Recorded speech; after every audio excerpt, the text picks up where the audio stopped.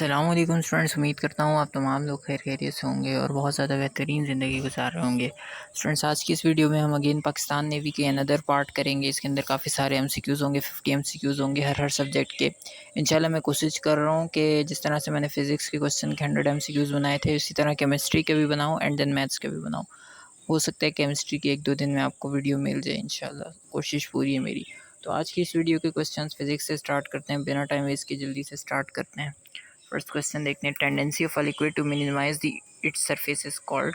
अच्छा जी, लिक्विड की टेंडेंसी जो होती है, यानी वो उसको मिनिमाइज़ करके उसकी सरफेस, जो लिक्विड की टेंडेंसी होती है वो टेंडेंसी जिससे सरफेस एरिया जो है लिक्विड का मिनिमाइज़ हो जाता है, कम से कम हो जाता है, वो क्या कहलाती है? सरफेस टेंशन कहलाती है। अब आपको मैं थोड़ा सा समझा देता हूँ ये सवाल। आपने वाटर के ड्रॉप्स देखे हैं, ठीक है? वाटर के जो ड्रॉप्स होते हैं ना, कभी भी एक कतरा आप गिराएं कहीं पे किसी फ्लैट सरफेस पे जहाँ पे आप देख सकें, तो आपको पता चलेगा कि जो लिक्विड के ड्रॉप्स होते हैं ना, ये बॉल की शेप में होते हैं, गोल होते हैं, ये सर्कुलर होते हैं, ठीक है? अब ये जो सर्कुलर होते हैं ना, इनके कोने पे एक सर्कुलर लेयर होती है।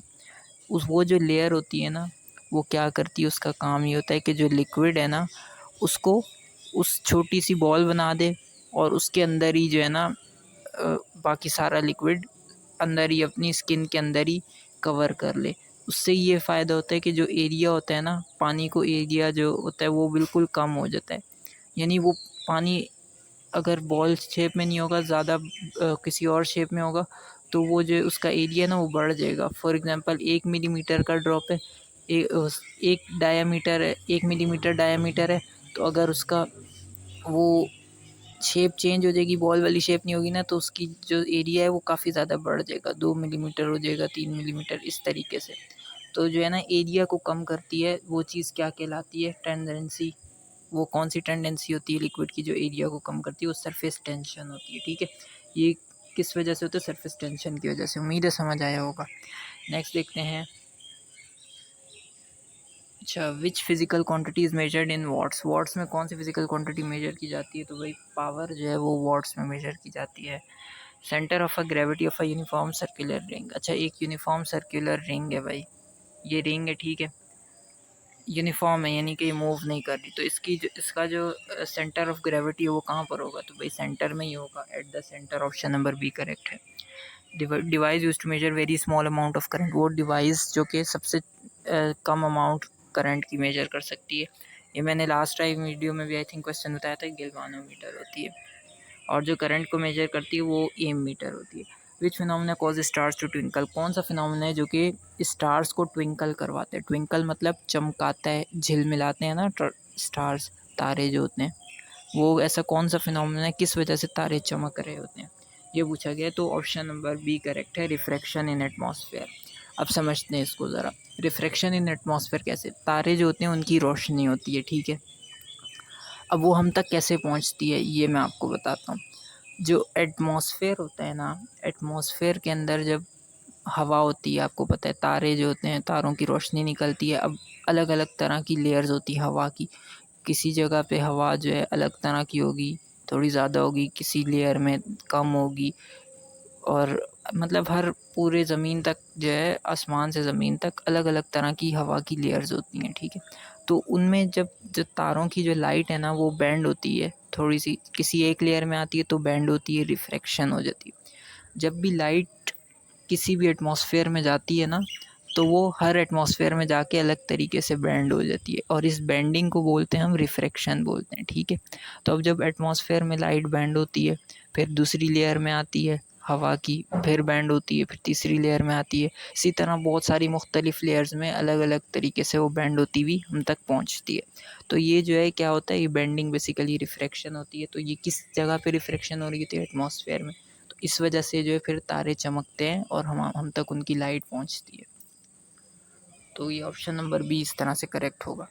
विच mirror is commonly used by dentist? Dentist कौन सा मिरर यूज़ करते हैं? कॉनकेव मिरर यूज़ करते हैं। ऑप्शन सी करेक्ट है। Which colour is least deviated when white light passes through prism? अब जब हम प्रिज्म में से वाइट लाइट पास करते हैं तो जो कलर्स हैं वो डेविएट होते हैं, यानी अपनी जगह से हट जाते हैं। तो हमें वो कलर बताना है जो सबसे कम अपनी जगह से हटता हो, तो वो रेड कलर होता है भाई। ऑप्शन नंबर सी जो है हमारा बिल्कुल करेक्ट है, रेड कलर सबसे कम डेविएट होता है। विच quantity is conserved in all types of collision? Momentum. भाई मोमेंटम क्या होती है? भाई किसी भी बॉडी की वो चीज़ जो कि उसकी स्पीड को ना रोक पाए, वो मोमेंटम कहलाती है। वो ताकत किसी भी ऑब्जेक्ट की जो कि उसको रोक ना पाए, किसी को उसको स्टॉप रोकने ना दे। जैसे एक साइकिल है, वो ट्रक है, वो तेज़ चल रहा है, अब उसको रोकना है ना, तो उसका मोमेंटम बहुत ज़्यादा है, उसको रोकना बड़ा मुश्किल है ट्रक को, ठीक है। तो इसी तरीके से जो साइकिल है उसका रोकना भी मुश्किल है, उसका मोमेंटम कम होता है, ट्रक का मोमेंटम ज़्यादा होता है। तो हमें ये बताना है कि भाई वो ऐसी कौन सी, ये जो मोमेंटम है ये हर टाइप की कोलिजन में, कोलिजन मतलब टकराना, कोई कोलैप्स हो जाना, ठीक है। कोलैप्स होना जैसे फॉर एग्जांपल दो बॉल्स हैं, एक 50 केजी की है, एक 50 केजी की, दोनों आपस में टकराती हैं, ठीक है। अब हमें बताना है कि भाई ये जो कोलिजन हुई, यानी दो बॉल्स आपस में टकराई 50-50 किलो की, इनका जो मोमेंटम था कोलिजन से पहले क्या था और कोलिजन के बाद क्या होगा? तो भाई वो कंजर्व्ड होता है। ये चीज़ इसमें बताई गई है कि मोमेंटम का जो वो होता है ना, कोलिजन के बाद, कोलिजन से पहले जो मोमेंटम होता है और कोलिजन के बाद जो मोमेंटम होता है वो दोनों सेम होते हैं। हाँ, और चीज़ें चेंज हो सकती हैं कोलिजन के बाद, हो सकता है वो टूट जाए बॉल टकराने से या कुछ भी हो सकता है, लेकिन जो मोमेंटम होता है वो कोलिजन से पहले कोलिजन के बाद सेम रहता है। Which instrument measures relative humidity? Relative humidity कौन सा इंस्ट्रूमेंट मेजर करता है? तो साइक्रोमीटर, जो ऑप्शन नंबर बी करेक्ट है। ऐसा unit of heat capacity, heat capacity का ऐसा यूनिट क्या है? तो जूल पर के, यानी जे अपॉन के। Specific heat capacity, sorry heat capacity का जूल अपॉन के, इसको हम यूँ भी लिख सकते हैं, जूल अपॉन डिग्री सेंटीग्रेड में भी लिख सकते हैं, ठीक है। अच्छा, बेसिकली स्पेसिफिक हीट निकल रहा है मेरे मुंह से। हीट कैपेसिटी होती क्या है भाई? हीट कैपेसिटी वो कैपेसिटी होती है जो किसी भी ऑब्जेक्ट का 1 डिग्री सेंटीग्रेड या 1 केल्विन तक टेम्परेचर बढ़ाती है, वो हीट कैपेसिटी होती है, ठीक है। नेक्स्ट केमिस्ट्री क्वेश्चन देखते हैं। Which metal is extracted from cassiterite ore tin? Tin को जो है एक्सट्रैक्ट किया जाता है कैसिट्राइट और से।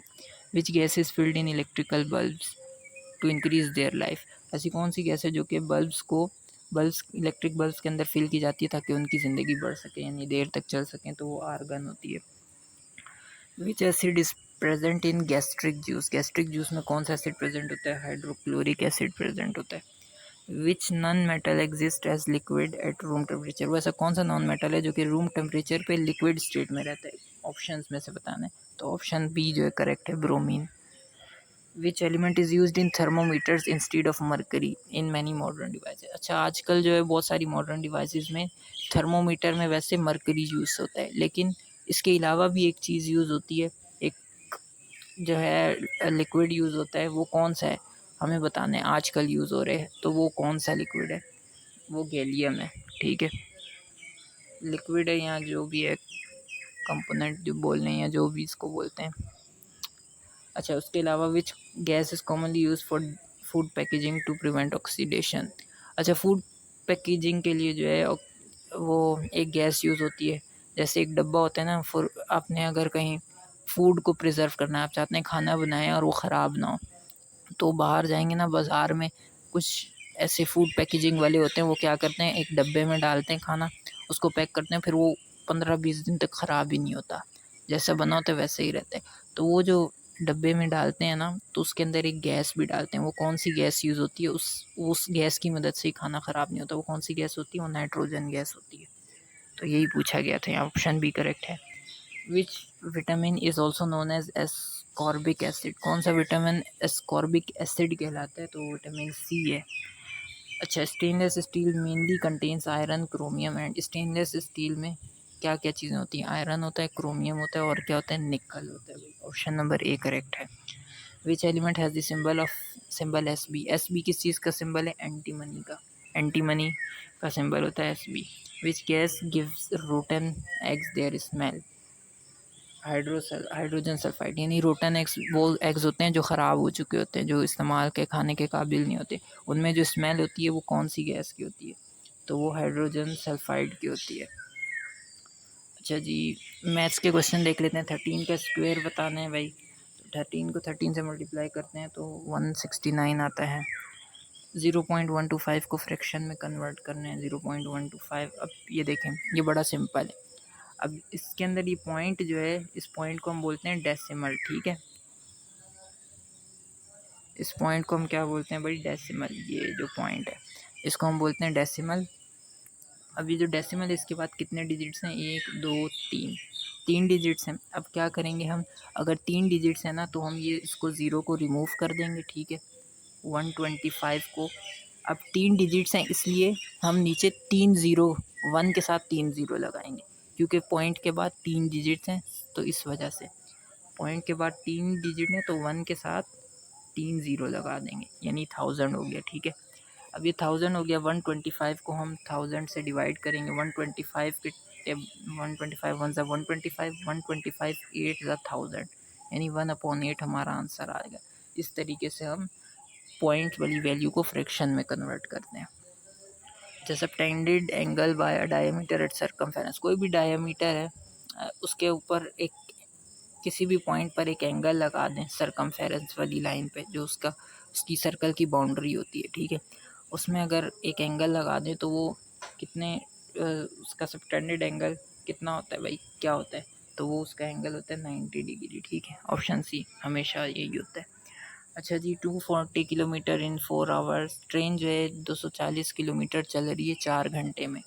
अब इसकी स्पीड बतानी है हमें, तो स्पीड का फॉर्मूला होता है हमारे पास डिस्टेंस, डी लिख लेते हैं, चलें, डी अपॉन टाइम। डी क्या है हमारे पास, 240 है। टाइम कितना है हमारे पास, 4 है, ठीक है। 4 1 ज़ा 4, 4 5 ज़ा 24, 6 ज़ा, यानी 4 6 ज़ा 24, और ये ज़ीरो एज इट इज़ आ गया तो 60, यानी जो स्पीड है वो 60 किलोमीटर पर आवर है ट्रेन की। इस तरीके से हम निकाल सकते हैं डिस्टेंस अपॉन टाइम का फॉर्मूला लगा के। अच्छा, वैल्यू 15% ऑफ 360, 15% जो है उसका 360 का पता करना है भाई, ठीक है। तो 15% है, इतना इजी है ये तो। जो भी परसेंटेज होती है उसको हम 100 से डिवाइड करते हैं, क्योंकि टोटल परसेंटेज 100 होते हैं, तो 15 को हम 100 से डिवाइड कर देंगे, ठीक है, और मल्टीप्लाई कर देंगे 360 से। अब ये इधर ज़ीरो से ज़ीरो कैंसिल हो गए, ठीक है। अब 15 को मल्टीप्लाई करेंगे हम किससे, 36 से। 15 मल्टीप्लाई 36 और डिवाइड कर देंगे 10 से, ठीक है। तो जब ये करेंगे तो हमारे पास का आंसर आएगा, ये आप लोग हमें बताएंगे, ये आप लोगों का होमवर्क है, इजी क्वेश्चन है। 45 आएगा, 54 आएगा, 60 आएगा, 72 आएगा, ये आपने बताने, कमेंट में लाजमी बताइएगा।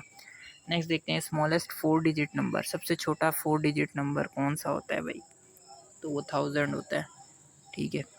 Which of the following is divisible by 12, अच्छा, ऑप्शन में से कौन सी चीज़ है जो कि 12 से डिवाइड हो जाती है, तो 132 ऐसा नंबर है जो कि 12 से डिवाइड होता है, ठीक है। 8, वैल्यू ऑफ 8 की पावर 0, 8 की पावर 0 है तो इसका आंसर क्या होगा, 1 होगा। अब जिस भी नंबर की पावर 0 होती है ना, वो हमेशा उसका आंसर 1 होता है, भले 8 हो या 10 हो या 1000 हो, जो भी हो उसकी अगर पावर 0 लगी है तो वो 1 के बराबर होगा। A cube has how many edges, cube के कितने एजेस होते हैं भाई, क्यूब के 12 एजेस होते हैं। कैसे होते हैं मैं आपको समझा देता हूँ। ये फॉर एग्जांपल ये हमने एक बना लिया क्यूब, ठीक है, ठीक है, ये बन गया एक क्यूब। अब 12 एजेस कैसे होंगे, एक ये एज, एक ये एज, दो, एक ये एज, एक ये एज, ये कितने हो गए, 4, एक ये एज, एक ये एज, कितने हो गए, 6, एक ये एज, एक ये एज, 8, ठीक है, 8 हो गए। अब ये जो एक हमारे पास ये भी दीवार भी होगी इसकी, ये जो ऊपर से इसकी जो लेंथ है नीचे तक आ रही है, ये एक एज होगी, कितने हो गए, 8 हो गए थे, 9 हो गए। फिर एक ये वाली लेंथ आ जाएगी, ये कितने हो गए, 10 हो गए। एक ये वाली आ जाएगी, कितने हो गए, 11 हो गए। एक ये वाली आ जाएगी, सही है, तो ये कितने हो गए, 12 हो गए, ठीक है। एक नीचे वाली आ जाएगी, ये इधर 10 हुए थे, इधर 11 हो गए, इधर 12 हो गए, ठीक है। तो इस तरीके से एजेस काउंट करते हैं हम, तो ये टोटल कितने, 12 हैं। अच्छा, लास्ट क्वेश्चन है, if ratio of boys to girls, अच्छा, रेशियो दिया हुआ है बॉयज़ और गर्ल्स का, यानी अगर वो कितना रेशियो है, 3:2, यानी अगर 3 लड़के हैं एक क्लास में तो 2 लड़कियां होंगी, ठीक है। अब बताना है अगर 30 लड़के हैं तो लड़कियां कितनी होंगी। जैसे 3 लड़के हैं 2 लड़कियां तो 30, 3 को कितने से मल्टीप्लाई करते हैं तो 30 बन जाता है। 3 को हम 10 से मल्टीप्लाई करते हैं तो 30 बन जाता है, ठीक है। तो यानी कि 3 को 10 से मल्टीप्लाई करते हैं तो 30 बन जाता है। तो जब 2 को 10 से मल्टीप्लाई करेंगे क्या बन जाएगा 20, ठीक है। 2 को हमने मल्टीप्लाई करा 10 से तो 20 बन गया, यानी कि 20 लड़कियां थी एक क्लास में। अगर 3 लड़कियां और 2 लड़कियां हैं, ठीक है। और अगर लड़के 30 हो जाएं तो लड़कियां कितनी होनी चाहिए 20 होनी चाहिए, ठीक है। अच्छा जी, इंग्लिश के क्वेश्चन देख लेते हैं कुछ।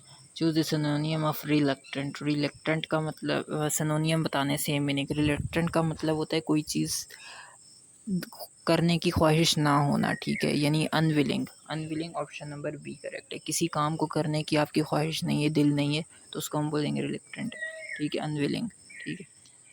अच्छा, एंटोनियम ऑफ परमानेंट। परमानेंट का एंटोनियम यानी उलट बताना है। परमानेंट जो है उसका उलट होता है टेम्परेरी। परमानेंट होता है जो हमेशा के लिए होता है, और टेम्परेरी होता है जो अभी है मगर फिर नहीं होगा, ठीक है।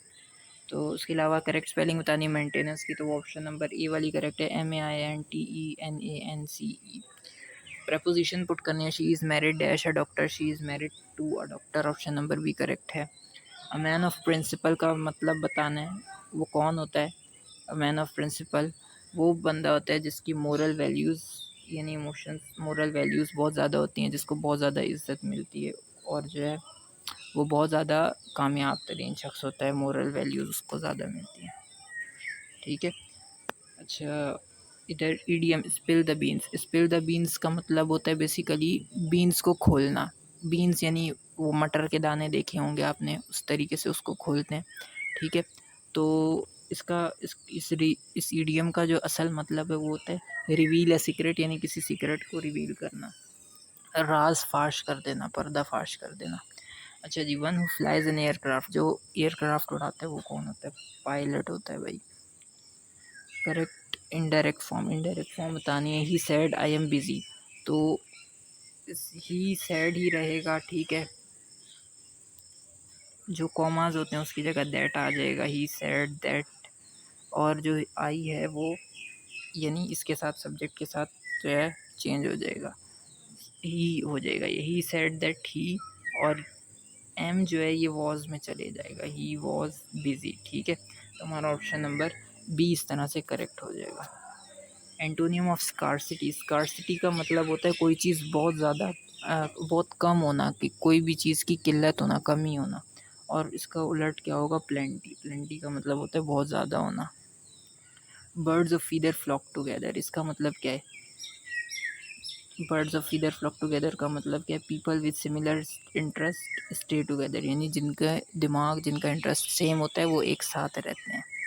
ऑप्शन नंबर बी करेक्ट है। जीके के क्वेश्चन देख लेते हैं। Which is the largest airbase of Pakistan navy. Pakistan navy का लार्जेस्ट एयरबेस कौन सा है, तो PNS मेरान, मेरे ख्याल से कराची में। अच्छा जी, which Pakistani port handles the largest volume of cargo. जो कार्गो शिप्स होती हैं उसका सबसे ज़्यादा वॉल्यूम यानी सबसे ज़्यादा कार्गो शिप्स कहाँ पर होती हैं, कौन से पोर्ट पर, तो कराची पोर्ट है, ऑप्शन नंबर बी जो है वो करेक्ट है। उसके अलावा देखते हैं जी, क्वेश्चन है founder of Indus valley civilisation site. अच्छा, जो मोहनजोदड़ो पर जो इंडस वैली सिविलाइजेशन है उसका फाउंडर कौन है, वो RD Banerjee, option B correct है। विच सूरह is known as the bride of Quran, यानी कुरान की जो सूरत है वो कौन सी सूरत है जिसको ब्राइड ऑफ कुरान यानी कुरान की दुल्हन बोला जाता है, वो कौन सी सूरत है, सूरह रहमान। अच्छा, headquarter of Pakistan maritime security agency. Maritime security agency का हेडक्वार्टर कहाँ है, कराची में है। Which ocean is the warmest in the world. सबसे गर्म यानी वार्म जो ओशन है, समंदर है, वो कौन सा है, Indian ocean, option number B correct है। Which companion of the prophet was first muezzin. अच्छा, आसुसरम के कौन से सहाबी थे जो कि पहले मोजिन थे, मोजिन यानी अजान देने वाला, तो हज़रत बिलाल रज़ियल्लाहु अन्हु थे, ऑप्शन ए करेक्ट है। Which Pakistani city is known as the city of eagles. City of eagles किसको बोला जाता है, रावलकोट को बोला जाता है। अच्छा जी, वो ऐसा कौन सा कंट्री है जो कि पाकिस्तान से अलहदा होता है वखान कॉरिडोर की, यानी वखान बॉर्डर जो है उसकी वजह से, वो कौन सा कंट्री है, तो ताजिकिस्तान है, यानी कि ताजिकिस्तान और पाकिस्तान के दरमियान वाले बॉर्डर का नाम है वखान बॉर्डर। अच्छा जी, which article of the constitution of Pakistan guarantees equality of citizen. वो ऐसा कौन सा आर्टिकल है पाकिस्तानी कॉन्स्टिट्यूशन का जो बोलता है कि जो सिटीजन्स हैं यानी अवाम जो है वो आपस में बराबर है। ठीक है, वो है हमारे पास आर्टिकल नंबर 25। ठीक है, ऑप्शन नंबर बी करेक्ट है। तो आज की इस वीडियो में इतने ही क्वेश्चन थे। उम्मीद करता हूँ वीडियो पसंद आई होगी, समझ आई होगी। बाकी हमारे चैनल को सब्सक्राइब करें, वीडियो को ज़रूर से लाइक करें, फ्रेंड्स के साथ शेयर करें। Thank you very much for watching this video till the end, अल्लाह हाफ़िज़।